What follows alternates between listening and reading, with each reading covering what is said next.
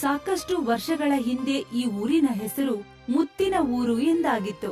ಯಾಕೆಂದ್ರೆ ಆಗ ಆ ಊರು ಮುತ್ತಿನ ತರ ತುಂಬಾನೇ ಹೊಳಿತಾ ಇತ್ತು. ಎಲ್ಲ ಕಡೆ ಹಸಿರೇ ತುಂಬಿತ್ತು. ದಟ್ಟವಾದ ಕಾಡು ಆವರಿಸಿತ್ತು.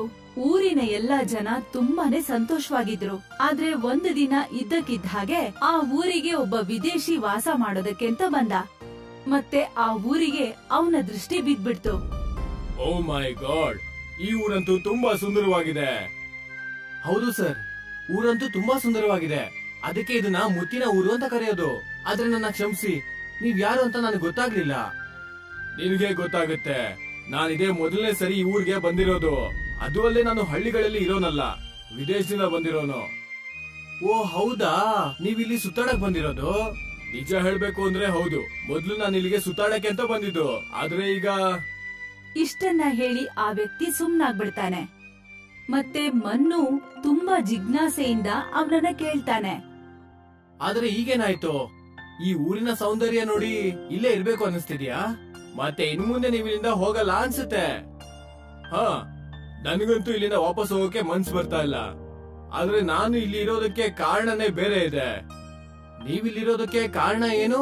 ನನಗೂ ಹೇಳಿ. ಹಾ, ಖಂಡಿತ ಹೇಳ್ತೀನಿ. ಅದಕ್ಕಿನ್ನೂ ಸಮಯ ಬಂದಿಲ್ಲ. ಅಲ್ಲಿವರೆಗೂ ನಾನು ಮಾಡ್ಬೇಕಾಗಿರೋ ಕೆಲ್ಸನ ಪ್ಲಾನ್ ಮಾಡ್ತೀನಿ. ಹೌದಾ, ನೀವು ವಿದೇಶದಿಂದ ಬಂದಿರೋರು, ಏನೋ ಒಳ್ಳೇದೇ ಯೋಚನೆ ಮಾಡ್ಕೊಂಡು ಬಂದಿರ್ತೀರಾ ಅನ್ಸುತ್ತೆ. ನೀವೇನ್ ಅನ್ಕೊಂಡಿರ್ತೀರೋ ಅದ್ ಒಳ್ಳೇದೇ ಆಗಿರುತ್ತೆ. ನಿಮ್ಗೆ ಯಾವಾಗ ಹೇಳ್ಬೇಕು ಅಂತ ಅನ್ಸುತ್ತೋ ಅವಾಗ ನನಗೆ ಹೇಳ್ಬಿಡಿ. ಹಾಗೆ ಆಗ್ಲಿ. ಆದ್ರೆ ಈ ಕೆಲ್ಸಕ್ಕೆ ನಿನ್ನ ಸಹಾಯ ಬೇಕಾಗತ್ತೆ. ನಾನ್ ಖಂಡಿತ ಮಾಡ್ತೀನಿ. ನಿಮ್ಗೆ ಯಾವುದೇ ಸಹಾಯ ಬೇಕಿದ್ರು ನಾನೇ ಮಾಡ್ತೀನಿ. ಸರಿ, ಹಾಗಿದ್ರೆ ಆದಷ್ಟು ಬೇಗ ನಿನ್ನ ಭೇಟಿ ಆಗ್ತೀನಿ. ಈಗ ಆ ವಿದೇಶಿ ಅಲ್ಲಿಂದ ಹೊರಟ್ಬಿಡ್ತಾನೆ. ಆದ್ರೆ ಮನ್ನುಗೆ ಮಾತ್ರ ಏನೂ ಅರ್ಥ ಆಗೋದಿಲ್ಲ ಆ ವ್ಯಕ್ತಿ ಏನ್ ಅನ್ಕೋತಿದ್ದಾನೆ ಅಂತ. ಮತ್ತೆ ಮನ್ನು ಕೂಡ ಅಲ್ಲಿಂದ ಹೊರಟ್ಬಿಡ್ತಾನೆ. ಒಂದ್ ವೇಳೆ ನಾನು ಅನ್ಕೊಂಡಿರೋ ಕೆಲ್ಸ ಏನಾದ್ರೂ ಕರೆಕ್ಟ್ ಆಗಿ ಆಗ್ಬಿಟ್ರೆ ನಾನು ಎಷ್ಟು ದುಡ್ಡು ದುಡಿಬಹುದು ಅಂದ್ರೆ ಸಿಟಿಯಲ್ಲಿ ಇದ್ರೂ ಕೂಡ ಅಷ್ಟು ದುಡ್ಡನ್ನ ದುಡಿಯಕ್ಕಾಗಲ್ಲ. ಆದಷ್ಟು ಬೇಗ ಈ ಊರ್ನವರೆಲ್ಲ ನನ್ನ ಮಾತನ್ನ ಕೇಳಿದ್ರೆ ಸಾಕು. ಒಂದ್ ವೇಳೆ ಇವರೆಲ್ಲ ನನ್ನ ಮಾತನ್ನ ಕೇಳಲಿಲ್ಲ ಅಂದ್ರೆ ನನ್ನ ಪೂರ್ತಿ ಪ್ಲಾನು ಹಾಳಾಗ್ಬಿಡುತ್ತೆ.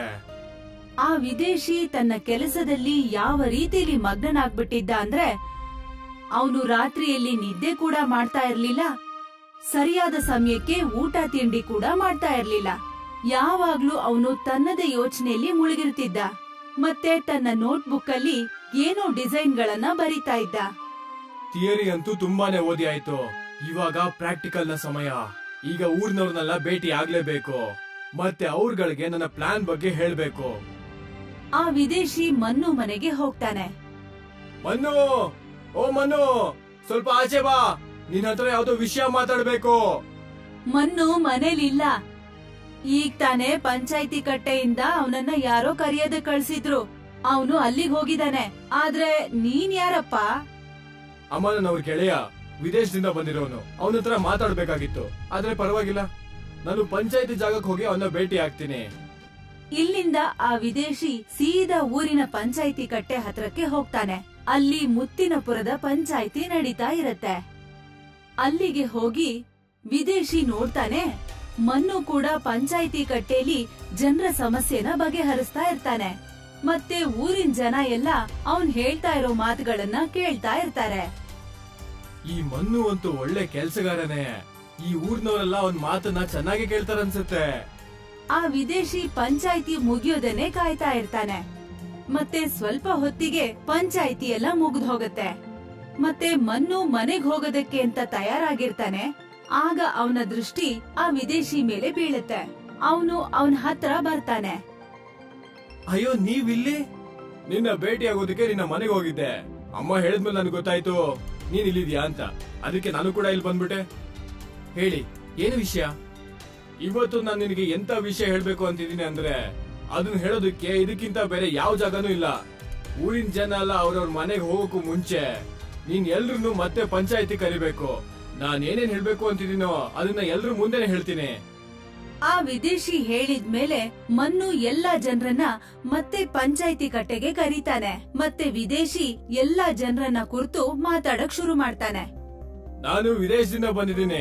ಮತ್ತೆ ಈ ಊರ್ನ ಬೆಳವಣಿಗೆ ಮಾಡ್ಬೇಕು ಅಂತಿದ್ದೀನಿ. ನಿಮ್ಮೂರಲ್ಲಂತೂ ಯಾವುದೇ ರೀತಿ ದೋಷ ಇಲ್ಲ. ಆದ್ರೆ ಬೆಳವಣಿಗೆಯ ತುಂಬಾ ಅವಶ್ಯಕತೆ ಇದೆ. ವಿದೇಶಿ ಊರಿನ ಎಲ್ಲ ಜನರಿಗೆ ಹೊಸ ಹೊಸ ಕನಸನ್ನ ತೋರಿಸ್ತಾನೆ. ಮತ್ತೆ ಅವನ ಮಾತಿಗೆ ಮನ್ನು ಕೂಡ ಸಪೋರ್ಟ್ ಮಾಡ್ತಾನೆ. ಯಾಕೆಂದ್ರೆ ಅವನು ಸ್ವಲ್ಪ ಓದು ಬರ್ದು ಮಾಡಿರ್ತಾನೆ. ಮನ್ನು ಹೇಳ್ತಿದ್ದ ಹಾಗೆ ಊರಿನ ಜನ ಇಷ್ಟ ಇಲ್ದೇ ಇದ್ರು ಕೂಡ ಮನ್ನು ಹೇಳಿದ ಕಾರಣಕ್ಕೆ ವಿದೇಶಿ ಹೇಳಿದ ಮಾತಿಗೆ ಒಪ್ಕೋತಾರೆ. ನೋಡಪ್ಪ, ಈ ರೀತಿಯ ಬೆಳವಣಿಗೆಯಿಂದ ನಮ್ ಊರೇನೋ ಉದ್ಧಾರ ಆಗುತ್ತೆ. ಆದ್ರೆ ನಮ್ಗೆಲ್ಲ ಭಯ ಏನಂದ್ರೆ ಈ ರೀತಿ ಮಾಡಕ್ ಹೋಗಿ ನಮ್ಮ ಊರು ಸಿಟಿ ಆಗಿಲ್ಲ ಅಂದ್ರೆ ಸಾಕು. ನೀವೆಲ್ಲ ಇದ್ರ ಬಗ್ಗೆ ಯೋಚನೆ ಮಾಡ್ಬೇಡಿ, ಆಗೋದೆಲ್ಲ ಒಳ್ಳೇದಕ್ಕೆ ಅಂತ ಅನ್ಕೊಳ್ಳಿ. ಈಗ ವಿದೇಶಿ ಮನ್ನೂನ ಸಹಾಯದಿಂದ ಊರಿನ ವಿಕಾಸಕ್ಕೋಸ್ಕರ ಕೆಲ್ಸ ಶುರು ಮಾಡ್ತಾನೆ. ಮತ್ತೆ ನೋಡ್ತಾ ಇದ್ದ ಹಾಗೆ ಊರೆಲ್ಲ ಬದಲಾಗಕ್ಕೆ ಶುರುವಾಗ್ಬಿಡತ್ತೆ. 4 ಕಡೆ ದೊಡ್ಡ ದೊಡ್ಡ ಮಷಿನ್ಗಳನ್ನ ಇಡ್ತಾರೆ. ಕಾಡಿನ ಮರಗಳನ್ನೆಲ್ಲ ಕಡಿಯೋದಕ್ಕೆ ಶುರು ಮಾಡ್ತಾರೆ.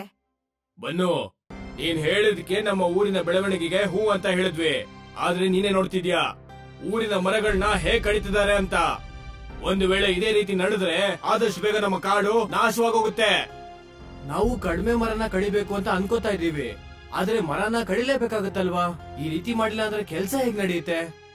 ವಿದೇಶಿಗಂತೂ ತನ್ನ ಲಾಭದ ಯೋಚನೆ ಮಾತ್ರ ಇತ್ತು. ಊರಿನ ಮೇಲೆ ಯಾವ ರೀತಿಯ ಕೆಟ್ಟ ಪರಿಣಾಮ ಆಗ್ತಿತ್ತೋ ಅದರ ಬಗ್ಗೆ ಅವನು ಸ್ವಲ್ಪ ಕೂಡ ತಲೆ ಕೆಡ್ಸ್ಕೊಂಡಿರ್ಲಿಲ್ಲ. ಮತ್ತೆ ನೋಡ್ತಿದ್ದ ಹಾಗೆ ಊರಿನ ಎಲ್ಲ ಮರಗಳನ್ನ ಕಡ್ದ್ ಹಾಕ್ಬಿಡ್ತಾರೆ. ಮತ್ತೆ ಇಡೀ ಊರು ಸಿಮೆಂಟ್ ಇಂದ ತುಂಬ ಹೋಗಿರುತ್ತೆ. ಇದರ ಕಾರಣದಿಂದ ಶುದ್ಧವಾದ ಗಾಳಿ ಕಡಿಮೆ ಆಗಿದ್ದಕ್ಕೆ ಊರಿನ ಜನರಿಗೆ ಯಾವ್ದ್ಯಾವ್ದೋ ರೀತಿ ಕಾಯಿಲೆ ಬರಕ್ ಶುರುವಾಗತ್ತೆ. ಮನ್ನು, ನಿನ್ನ ಮಾತ ಕೇಳ್ಬಿಟ್ಟು ನಮ್ಮ ಈ ಸುಂದರವಾದ ಊರನ್ನ ನಾಶ ಮಾಡ್ಕೊಂಡ್ವಿ. ಈಗ ಊರಿನ ಎಲ್ಲಾ ಜನರ ಪರಿಸ್ಥಿತಿ ಹಾಳಾಗೋಗಿದೆ.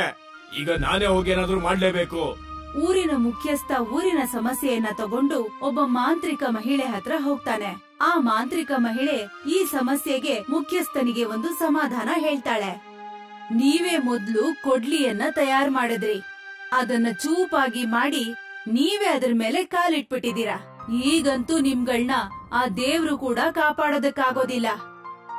ಹಾ, ನಮ್ಗೆ ನಾವ್ ಮಾಡಿರೋ ತಪ್ಪಿನ ಅರಿವಿದೆ, ಆದ್ರೆ ನಾವೀಗ ಅದನ್ನ ಸರಿಪಡಿಸ್ಬೇಕು ಅಂತಿದೀವಿ. ನೀವೇ ಯೋಚನೆ ಮಾಡಿ ನಮ್ಗೆ ಯಾವ್ದಾದ್ರು ಒಂದು ಉಪಾಯ ಕೊಡ್ಬೇಕು. ನಮ್ಮ ಇಡೀ ಊರಿನವರು ಜೀವನ ಪರ್ಯಂತ ನಿಮ್ಗೆ ಋಣಿಯಾಗಿರ್ತೀವಿ.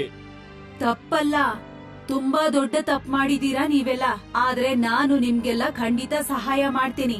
ಯಾಕೆಂದ್ರೆ ಒಂದು ಸಾರಿ ನನ್ಗೆ ತುಂಬಾ ಬಾಯಾರಿಕೆ ಆಗಿತ್ತು. ಆಗ ನಿಮ್ ಊರಿನ ಯಾರೋ ಒಬ್ರು ಅಲ್ಲಿನ ಬಾವಿ ನೀರನ್ನ ನನಗ್ ಕುಡಿಸಿದ್ರು. ಅದಕ್ಕೆ ಆವತ್ತಿಂದ ನಿಮ್ ಊರಿನ ಋಣ ಇದೆ ನನ್ ಮೇಲೆ. ಆ ಮಾಂತ್ರಿಕ ಮಹಿಳೆ ಮುಖ್ಯಸ್ಥನಿಗೆ ಒಂದು ತಾಯಿತದಲ್ಲಿ ಮಣ್ಣನ್ನ ಕಟ್ಟಿ ಕೊಡ್ತಾಳೆ. ಈ ತಾಯ್ತ ನನಗೆ ನನ್ನ ಗುರುಗಳು ಕೊಟ್ಟಿದ್ದು. ಇದ್ರಲ್ಲಿ ನಾನು ದೇವಿಯ ಪಾದದ ಕೆಳಗಿನ ಮಣ್ಣನ್ನ ಜಪ ಮಾಡಿ ಕಟ್ಟಿಕೊಟ್ಟಿದ್ದೀನಿ. ನೀನ್ ಈ ತಾಯ್ತಾನ ನಿನ್ನ ಊರಿನ ಕಾಡಲ್ಲಿ ಹೂತ್ ಬಿಡು. ನನ್ಗಂತೂ ಅರ್ಥ ಆಗಿಲ್ಲ. ಇದ್ರಲ್ಲಂತೂ ನಮ್ಮ ಊರಿನ ಮಣ್ಣಿದ್ಯಲ್ಲ. ನಿಮ್ಮ ಮಾತಿನ ಅರ್ಥ ನಾನೇನಾದ್ರೂ ಇದನ್ನ ಹೂತ್ ಹಾಕಿದ್ರೆ ಇದರಿಂದ ಮಣ್ಣಿನ ಮರ ಬೆಳೆಯುತ್ತಾ? ಮತ್ತೆ ಅದರಿಂದ ಮಣ್ಣು ಉತ್ಪತ್ತಿ ಆಗುತ್ತಾ? ಹೌದು, ಅದಕ್ಕೆ ನಾನು ನಿನಗೆ ಮಣ್ಣು ತುಂಬಿರೋಂತ ತಾಯ್ತಾ ಕೊಟ್ಟಿರೋದು. ಆದ್ರೆ ನಾವು ಮಣ್ಣನ್ನ ಬೆಳೆಸಿ ಏನ್ ಮಾಡೋದು? ನಾವಂತೂ ನಮ್ಮ ಊರನ್ನ ಮೊದ್ಲಿನ ತರ ಹಸಿರು ಮಾಡ್ಬೇಕು ಅಂತಿದೀವಿ. ಮಣ್ಣನ್ನ ಬೆಳೆಸಿ ಬರಡು ಭೂಮಿ ಮಾಡಲ್ಲ. ಹೌದಾ? ಹಾಗಾದ್ರೆ ನೀನು ಸೀದಾ ಹಣ್ಣು ತಿನ್ಬೇಕು ಅಂತಿದೀಯಾ? ನಿನಗೆ ಕಷ್ಟ ಪಡೋದಕ್ಕಿಷ್ಟ ಇಲ್ಲ. ಮರ್ತೋದ್ಯಾ ನಿನ್ನ ಊರಿನ ಸ್ಥಿತಿ ಏನಾಗಿದೆ ಅಂತ? ನಿಮ್ಮೂರಿನ ಕಾಡಲ್ಲಿ ಒಂದೇ ಒಂದು ಕಣ ಮಣ್ಣು ಕೂಡ ಸರಿಯಾಗಿಲ್ಲ. ಅದಕ್ಕೆ ಮೊದ್ಲು ನೀನು ನಿನ್ನೂರಿನ ಕಾಡನ್ನ ಮಣ್ಣಿಂದ ತುಂಬೇಕು. ಮತ್ತೆ ಒಂದು ಸರಿ ನಮ್ಮ ಕಾಡಲ್ಲಿ ಈ ಮಣ್ಣಿನ ಮರ ಏನಾದ್ರೂ ಬೆಳೆದ್ರೆ ನಾವು ಮತ್ತೆ ಆ ಮಣ್ಣನ್ನ ಉಪಯೋಗಿಸಿ ಗಿಡ ಮರಗಳನ್ನ ಬೆಳೆಸಬಹುದಲ್ವಾ? ಹೌದು, ಅಂದ್ಹಾಗೆ ನೀನ್ ಅಂತ ದೊಡ್ಡ ಮೂರ್ಖ ಅಲ್ಲ. ಅಂದ್ರೆ ನಾನ್ ಅನ್ಕೊಂಡಷ್ಟು ಮೂರ್ಖ ಅಲ್ಲ. ಆದ್ರೆ ಒಂದು ಮಾತು ಗಮನ ಇಟ್ಟು ಕೇಳು. ಎಲ್ಲಿವರೆಗೂ ಕಾಡಿನ ಭೂಮಿಯಲ್ಲಿ ಪೂರ್ತಿಯಾಗಿ ಮಣ್ಣು ತುಂಬ ಹೋಗೋದಿಲ್ವೋ ಅಲ್ಲಿ ಮರ ಗಿಡನ ಬೆಳೆಸ್ಬೇಡ. ಇಲ್ಲ ಅಂದ್ರೆ ಅದು ಹಾಗೆ ಒಣಗ್ ಹೋಗತ್ತೆ. ನನಗೆ ಅರ್ಥ ಆಯ್ತು. ನಾವು ಮೊದ್ಲೇ ನಮ್ಮ ಕಾಡಿನ ಮಣ್ಣನ್ನ ನಾಶ ಮಾಡಿ ಕಾಡಿಗೆ ಸಿಮೆಂಟ್ ಬಳಸಿ ತುಂಬಾ ಅಂದ್ರೆ ತುಂಬಾ ದೊಡ್ಡ ತಪ್ಪು ಮಾಡಿದೀವಿ. ನಾವ್ ಇನ್ನು ಮುಂದೆ ಈ ರೀತಿ ತಪ್ಪು ಮಾಡೋದಿಲ್ಲ. ಮತ್ತೆ ಅಲ್ಲಿಂದ ದೇವಿಯ ಆಶೀರ್ವಾದ ಪಡ್ಕೊಂಡು ಅವನು ಊರಿನ ಕಡೆಗೆ ಹೊರಟ್ಬಿಡ್ತಾನೆ. ಮತ್ತೆ ಊರನ್ನ ತಲುಪಿ ಅವನು ಮಣ್ಣು ತುಂಬಿರೋಂತ ಆ ತಾಯ್ತಾನ ಆ ಕಾಡಿನ ಮಣ್ಣಲ್ಲಿ ಹೂತ್ ಬಿಡ್ತಾನೆ. ಈಗ ನೀವೇನ್ ಮಾಡ್ತಾ ಇದ್ದೀರಾ ಮುಖ್ಯಸ್ಥರೇ? ನನ್ನ ಮತ್ತೆ ನಮ್ಮೆಲ್ಲರ ತಪ್ಪುಗಳನ್ನ ಸರಿಪಡಿಸೋಕೆ ಪ್ರಯತ್ನ ಪಡ್ತಾ ಇದ್ದೀನಿ. ಇದು ಮಾಯದ ಮಣ್ಣಿನ ತುಂಬಿರೋ ಒಂದು ತಾಯ್ತ. ಮತ್ತೆ ಹೇಗೆ ಮುಖ್ಯಸ್ಥ ಆ ಜಾಗಕ್ಕೆ ನೀರ್ ಹಾಕ್ತಾ ಹೋಗ್ತಾನೋ ಅಲ್ಲಿಂದ ಮಣ್ಣು ತುಂಬಿರೋ ಗಿಡ ಬರ್ತಾ ಇರತ್ತೆ. ನೀವಿದೇನ್ ಮಾಡ್ತಾ ಇದ್ದೀರಾ?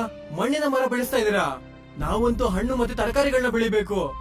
ಮಣ್ಣೇ ಇಲ್ಲ ಅಂದ್ಮೇಲೆ ಹಣ್ಣು ತರಕಾರಿಗಳನ್ನ ಏನ್ ಸಿಮೆಂಟ್ ಅಲ್ಲಿ ಬೆಳಿತ್ಯಾ? ಮೊದ್ಲು ನಾವು ಮಣ್ಣನ್ನ ಬೆಳೆಸೋಣ, ಅದಾದ್ಮೇಲೆ ಹಣ್ಣು ಮತ್ತೆ ತರಕಾರಿಗಳು, ತಿಳಿತಾ? ಹಾ ಹಾ, ಅರ್ಥ ಆಯ್ತು. ಈಗ ಹೋಗಿ ಬಾವಿಯಿಂದ ನೀರ್ ತಗೊಂಡ್ ಬಂದಿದ್ದಕ್ಕೆ ಹಾಕು. ಮಾತು ಕಡಿಮೆ ಬಳಸು. ನಿನ್ನಿಂದಾನೇ ಊರಿಗೆ ಈ ಪರಿಸ್ಥಿತಿ ಬಂದಿರೋದು. ಅವತ್ತು ನೀನು ಆ ವಿದೇಶಿ ಮಾತು ಕೇಳಿಲ್ಲ ಅಂದಿದ್ರೆ ಇವತ್ತು ಇಂಥ ಪರಿಸ್ಥಿತಿ ಬರ್ತಿರ್ಲಿಲ್ಲ. ನನ್ನ ಕ್ಷಮಿಸ್ಬಿಡಿ ಮುಖ್ಯಸ್ಥರೇ, ಇವತ್ತಿಂದ ಈ ರೀತಿ ತಪ್ಪನ್ನ ನಾನು ಯಾವತ್ತೂ ಮಾಡಲ್ಲ. ನೀನ್ ಮಾಡ್ದಾಗ ತಾನೇ ಮಾಡಕ್ ನಾವು ಬಿಡ್ಬೇಕಲ್ಲ. ಅಲ್ಪ ಸ್ವಲ್ಪ ಓದಿದ ತಕ್ಷಣ ನಿಮ್ಮನ್ ನೀವೇ ದೇವ್ರು ಅನ್ಕೊಂಡ್ಬಿಡ್ತೀರಾ. ಮತ್ತೆ ಭಗವಂತ ಮಾಡಿರೋ ಈ ಪ್ರಪಂಚನ ನಿಮ್ಗೆ ಇಷ್ಟ ಬಂದಾಗ ಮಾಡೋದಕ್ಕೆ ಪ್ರಯತ್ನ ಪಡ್ತೀರಾ. ಮುಖ್ಯಸ್ಥರ ಕೋಪನ ನೋಡಿ ಮನ್ನು ಅಂತೂ ಅಲ್ಲಿಂದ ಸುಮ್ನೆ ಹೊರಟ್ಬಿಡ್ತಾನೆ. ಮತ್ತೆ ಊರಿನ ಬಾವಿಯಿಂದ ನೀರ್ ಸೇದ್ಕೊಂಡು ಆ ಜಾದು ಮಣ್ಣಿನ ಗಿಡಕ್ಕೆ ಹಾಕ್ತಾ ಇರ್ತಾನೆ. ಹೇಗೆಲ್ಲ ಆ ಗಿಡಕ್ಕೆ ನೀರ್ ಹಾಕ್ತಾ ಇರ್ತಾನೋ ಹಾಗೆ ಆ ಗಿಡ ದೊಡ್ಡದಾಗಿ ಬೆಳೀತಾ ಇರುತ್ತೆ. ತಪ್ಪು ನಮ್ಮೆಲ್ಲರಿಂದ ಆಗಿದೆ, ಅದಕ್ಕೆ ನಾವೆಲ್ಲ ಇದನ್ನ ಒಟ್ಟಿಗೆ ಅನುಭವಿಸ್ಬೇಕು. ಆ ಮಣ್ಣಿನ ಗಿಡ ದೊಡ್ಡ ಮರ ಆಗಿ ಬೆಳೆಯುತ್ತೆ. ಅದರಿಂದ ಮಣ್ಣಿನ ಹಣ್ಣು ಬೀಜ ಎಲ್ಲ ಬರುತ್ತೆ. ಮತ್ತೆ ಅದರಲ್ಲಿ ಎಲೆಗಳು ಕೂಡ ಮಣ್ಣಿಂದೇ ಆಗಿರತ್ತೆ. ಆ ಮಾಂತ್ರಿಗಳಿಗೆ ಒಳ್ಳೇದಾಗ್ಲಿ. ಅವಳು ನಮ್ಮ ಊರನ್ನ ಉಳಿಸೋದಕ್ಕೆ ತುಂಬಾನೇ ಸಹಾಯ ಮಾಡಿದ್ಲು. ಇಲ್ಲಾಂದ್ರೆ ಈ ಊರಿನ ಜನರೆಲ್ಲ ಈ ಊರ್ ಬಿಟ್ಟು ಬೇರೆ ಕಡೆ ಹೋಗ್ಬೇಕಾಗಿತ್ತು. ಈಗ ಊರಿನ ಕಾಡಿನಲ್ಲಿ ಸಾಕಷ್ಟು ಮಣ್ಣು ಸಂಗ್ರಹ ಆಗತ್ತೆ. ಈಗ ನಾವು ಗಿಡಗಳನ್ನ ಬೆಳಿಬೇಕು, ಯಾಕಂದ್ರೆ ಇನ್ಮೇಲೆ ಮಳೆಗಾಲ ಶುರುವಾಗುತ್ತೆ. ಈಗ ಎಲ್ಲ ಜನರು ಸೇರ್ಕೊಂಡು ಆ ಜಾದು ಮಣ್ಣಿನ ಕಾಡ್ನಲ್ಲಿ ಹಣ್ಣು ಮತ್ತೆ ತರಕಾರಿಗಳ ಬೀಜಗಳನ್ನ ಬಿತ್ತುತ್ತಾರೆ. ನೋಡ್ತಿದ್ದಾಗೆ ಎಲ್ಲ ಬೀಜಗಳು ಚಿಗುರೊಡೆದು ದೊಡ್ಡ ಗಿಡಗಳಾಗಿ ಬೆಳೆದ್ಬಿಡತ್ತೆ.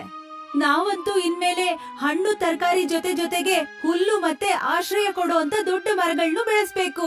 ಯಾಕೆಂದ್ರೆ ತುಂಬಾ ದಿನದಿಂದ ನಮ್ ಪ್ರಾಣಿಗಳು ಹಸಿರು ಹುಲ್ಲನ್ನ ಕೂಡ ತಿಂದಿಲ್ಲ.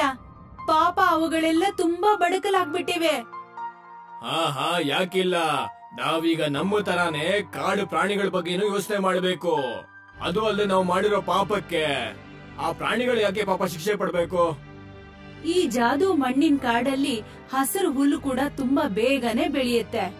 ಇದನ್ನ ನೋಡಿ ಊರಿನ ಎಲ್ಲ ಜನರಿಗೂ ತುಂಬಾ ಖುಷಿ ಆಗತ್ತೆ. ಯಾಕೆಂದ್ರೆ ಅದೇ ಹಳೆ ಹೊಳಪು ಮತ್ತೆ ವಾಪಸ್ ಬಂದಿರತ್ತೆ. ಯಾಕೆಂದ್ರೆ ಇವತ್ತಿಂದ ಸಾಕಷ್ಟು ವರ್ಷಗಳ ಹಿಂದಿನ ಕಾಡು ಹೀಗೆ ಇತ್ತು. ಮತ್ತೆ ಈಗ ಎಲ್ಲ ಜನರು ಅವರವರ ಮನೆ ಕಡೆಗೆ ಹೊರಟ್ಬಿಡ್ತಾರೆ.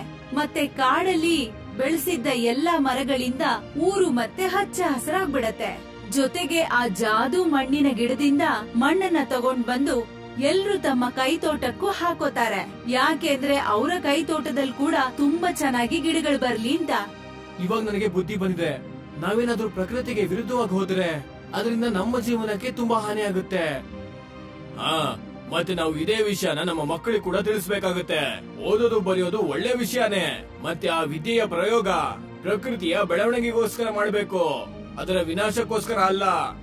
ಮುತ್ತಿನಪುರ ಮತ್ತೆ ಇನ್ನೊಂದ್ಸಲ ಮುತ್ತಿನ ತರ ಹೊಳೆಯಕ್ ಶುರು ಮಾಡತ್ತೆ. ಮತ್ತೆ ಊರಿನ ಎಲ್ಲ ಜನ ತುಂಬಾ ಸಂತೋಷವಾಗಿ ಜೀವನ ನಡೆಸ್ತಾರೆ.